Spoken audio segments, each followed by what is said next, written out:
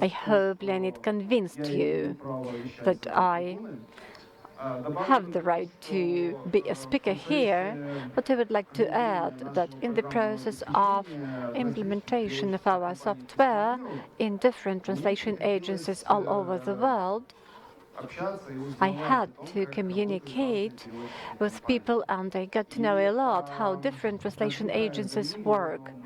And definitely I found lots of new effects, but at the same time I saw some obvious things that prevented these companies from growing.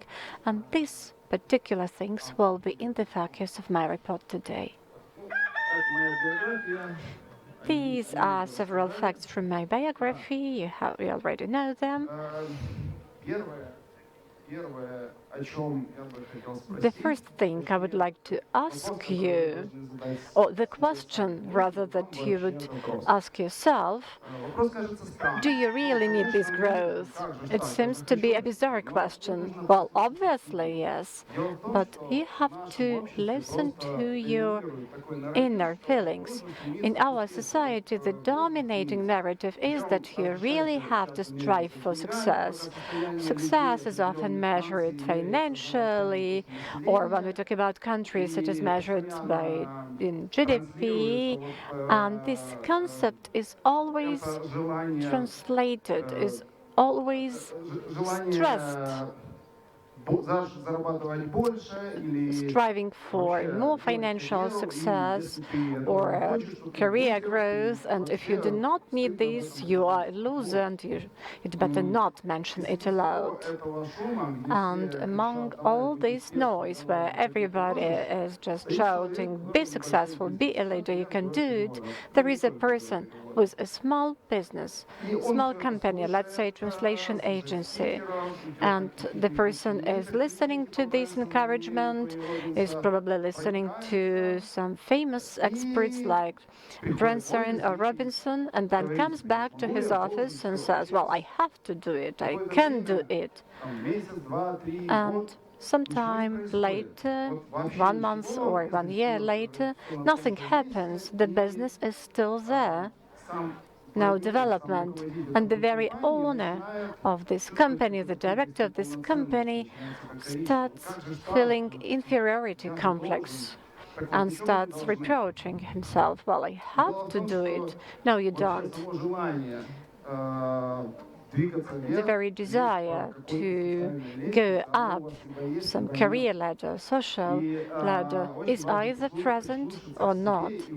And you have to listen to yourself and understand whether you have it. It appears probably due to some previous events in your life, probably on the basis of some fears or concerns or some very passions that are inside you. If you do not feel this, please feel relaxed. You are not obliged to be the biggest, the fastest, the richest. Please calm down and live the way you lived, because if you really do not want it, do not strive for it, and you only think that you want it, you will have your inner conflict that will hardly improve your feelings and the condition of your business. So please ask this question and ask it in silence and not after you have listened to any speaker, to a motivator who will try to encourage you. Please ask this question, give this question to yourself. This is important. Now let's talk about growth. I will build a metaphor, an analog. Please tell me, do you believe that there were some giants living lots of centuries ago? No, they could not be there because it's against the physics law. A giant, several meters high, will probably fall down because the skeleton would not be strong enough to carry this weight. Just the same may happen to a company that is growing without any control. What do I mean?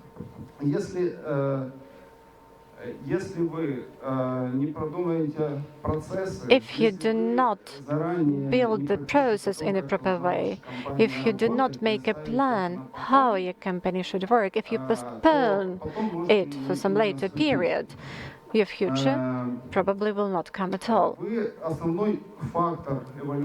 You are the key evolution factor for your company. And if you only start your company, if you only registered your company and take your first steps at the market, you already should think in a long-term perspective. What will happen when the company will be growing? Because without it, there will be a deadlock. There should be some processes. What are the processes? Probably the word is too vague or too ambiguous.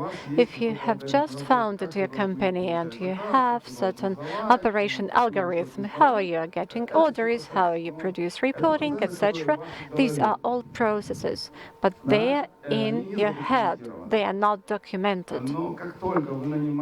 But the moment you take on your first employee, you have to train him or her, you have to make sure that this person will be working effectively and efficiently, the way you work. And in order to do it, you need some processes. The documentation mentioned by Tatiana Yakubets in her report, because without it, you'll make it difficult. You will think how the managers will get the projects, what verification process should be taken by the translators before they submit their project, how the accountant will work. Everything should be documented, even if you think it's not necessary. Lots of small companies actually think they do not need it. They think they have it in place and everything is clear and understandable. But the point is that when you really need it, it will be too late. I quite often provide consultations to companies that would like to install our software. And there are two types of companies that actually are opponents.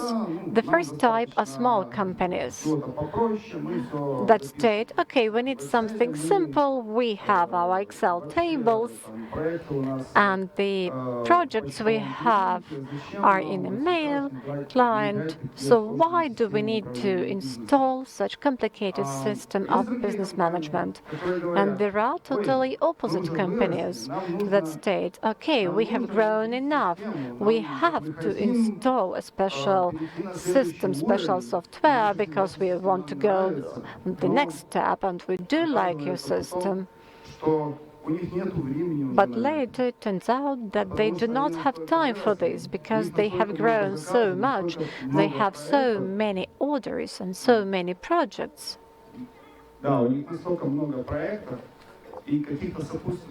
And some associated issues related to personnel and client interaction that they cannot upgrade. You see this fish in aquarium. These companies are have grown enough, but their skeleton is too weak. And in this case, they actually reach the highest point and cannot grow more. I have been talking about company evolution, and it's very much similar to biological evolution. If you have a small company, if you only start building your processes, how the company will be operating. Well, I would like to provide an evolution example. Why we have 2 legs and 2 arms? Because it started long ago when, first of all, there are some primitive things, and the fish had actually 4 fins. And evolution is an example how some elements were transformed into legs and arms and developed. So think in terms of long-term prospect. Definitely you cannot predict and forecast everything, but you should start thinking about it beforehand. Otherwise, once again, as I've said, you'll reach your deadlock and then you will have to rebuild everything. And believe me, it's painful and it's not for everybody. Not everybody is capable of doing it. One of the problems growing companies face is scalability. Let's say you are a small company, you have 10 good translators, they produce good job and you are sure that you won't have any problems. And you have your client that provides you with lots of projects. And for example, this client gives you the order, the job that requires 20 translators. What shall you do? There are two variants. For example, you may say, okay, I will take only 50% of the order, but the client may get offended and sometime later will find another supplier because this 50% is not good for him. Or you may risk it. You may hire some new translators and produce not very good results. There are risks in both cases, but in the second case, you may lose this client. So what variant should you opt for? The correct answer is to be prepared for you to have these potential translators or editors. You should have them in advance prior to having a big order. It means in advance you have to train your people, to train your translators. And unfortunately, in the majority of cases, I see quite the opposite picture. For example, somebody wins a tender and then in ProZ there is a job advertisement. We hire translators. The outcomes may be positive, but not necessarily, but they are definitely unstable. If you would like to ensure a stable growth, you should have your pool of reliable suppliers, reliable translators. Otherwise, you will be a good but still small company. Everything I have mentioned before really requires lots of efforts from the heads of the companies. And if at the early stages, the very head of the company didn't think about this process, the head will always have to deal with emergencies.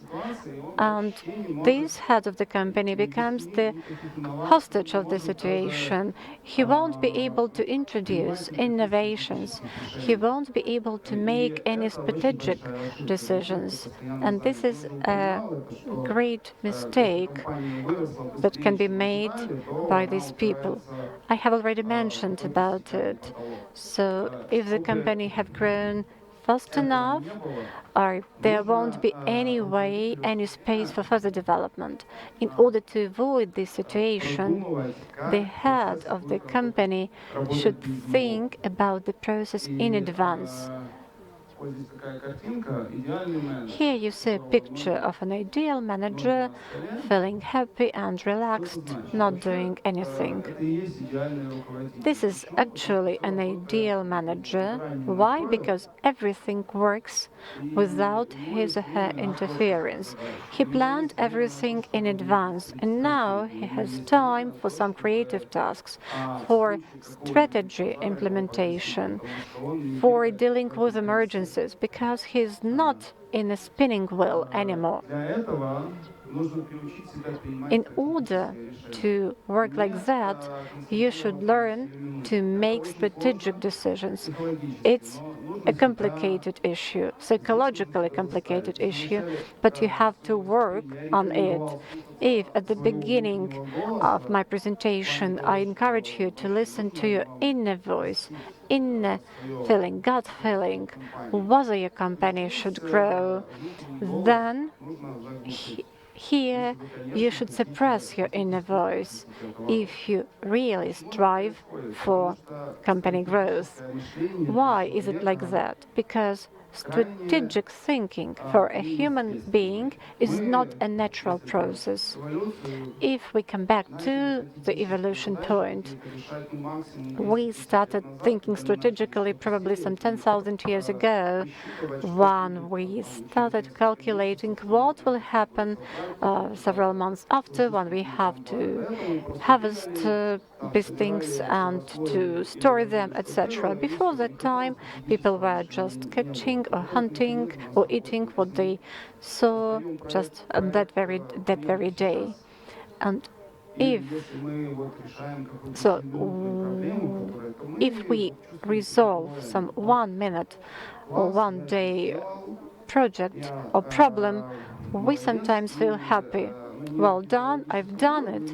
And at some neurophysiological level, we have the boost of so-called hormones of happiness, dopamines. So if we take a strategic decision, for example, we would like to install a software, or for example, we make a decision to attend some conferences. What happens after you've made this decision? Just nothing. Nothing happens. The sky is still there, so nothing happens. And this is a demotivating issue, which demotivates you to work on the strategy. Working on the strategy does not bring you immediate results. You will feel these outcomes probably several years later. But in order to ensure this growth, you should focus on development of strategic issues.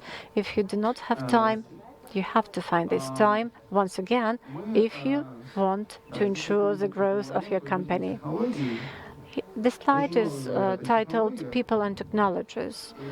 Technology is a buzzword, and they are often described as a magic wand or a magic pill. But let's remember, let's not forget that technology is just a tool, and any technology needs people, humans, qualified operators that will be able to operate and work with this technology. And in case you do not need these people, it won't work. People are always a primary point. If the company faces tough turnover, people come and go, there is no chances for this company to grow. Because as a rule, a person who comes to you and starts working in your company should spend some time in order to acquire the skills and competences you need. A person cannot master everything at once. Definitely it takes some time, probably several months or a year or 2 years.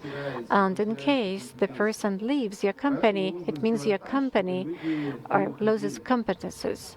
Therefore, you should work on retaining people. At least you should ensure that your staff turnover is not very fast. What retains people in the company? Lots of people think that people work in order to earn money. Well, that's true, but not only this. Coming back to financial issues, just to close the topic, very often we should talk about not absolute figures, but relative figures. For example, there was an experiment. Two companies. In one company, the employees got $1,000, and in the second company, some people got $1,000, and the other group got, for example, 1,200. But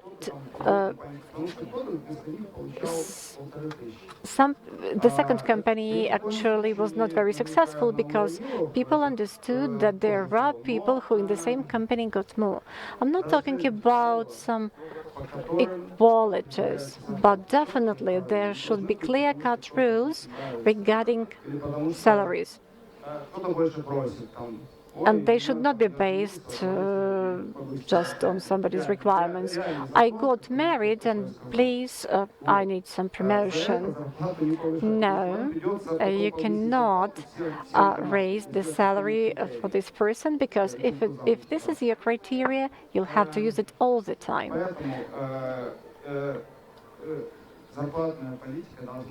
So salary policy should be really clear, open and transparent, where everybody clearly understands when this person will be promoted. And when a person asks you why this person earns more, you just show the rules and you just state, okay, work like him, and you'll get it. This will be fair. But if these are some secret agreements, then it will be problematic. Apart from financial aspects, some other issues are important. Social factors are important. Why people love money so much? Because money gives you status, gives you position. But what is status?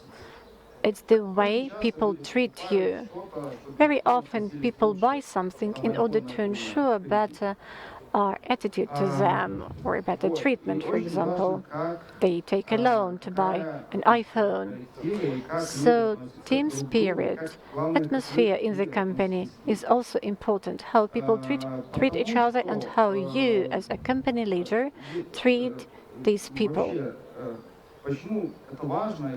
Why is it important? And why this is not just some romantic story? Because this is about our physiology. People are social beings. People have always lived in groups, and it was very important to live in groups in the past. And therefore, it's our instinct not to be alone, not to be isolated, not to be excluded from the group. And it's very important to be part of a certain group. And if in your company the atmosphere is really positive, everybody is upfront, your company really has family spirit, your employees will not leave your company even if the salaries are bigger, because they prefer being with you. Why? Because any breaks in social relationships will be painful at the neurophysiological level. What does it mean? When you lose a person or some people, definitely there are situations when your relatives die, for example, or when you are thrown out of the company. But if you are in a good company with good atmosphere and good relationship, then leaving the company will be really painful for this person, and vice versa. If this is negative atmosphere, terror-based atmosphere, instead of serotonin, people will have a boost of cortisol, and people will be ready to go even to the companies that pay less. So it's really important to remember this point and really take care of the psychological atmosphere in your company. Otherwise, you do not have any chances for success. And really, know it from my own experience. I have been talking a lot. Definitely, this is a very brief report because every specific topic will take probably several hours. And all these processes are complicated. And sometimes people think, okay, they are complicated, so I'm not good at it. Probably you need a special gift to do this or some special competences. No, it's not like that. A manager is not a social status, it's a job. It's a specific job. Tatiana put it right, saying that if you want to found your own company and you are a translator, you will have to drop translating because you change your job, you become a manager. And every manager needs another set of skills. And as any skill, it requires some training. There is a law of 10,000 hours. In order to become a qualified expert in something, you have to work about 10,000 hours. And it doesn't matter whether you are a translator, a plumber, a smith, a manager, you just have to work for about 10,000 hours. So if you are a translator and you have never been a manager, you will have to learn how to do it. It will be not easy, but if you go for it, you'll succeed.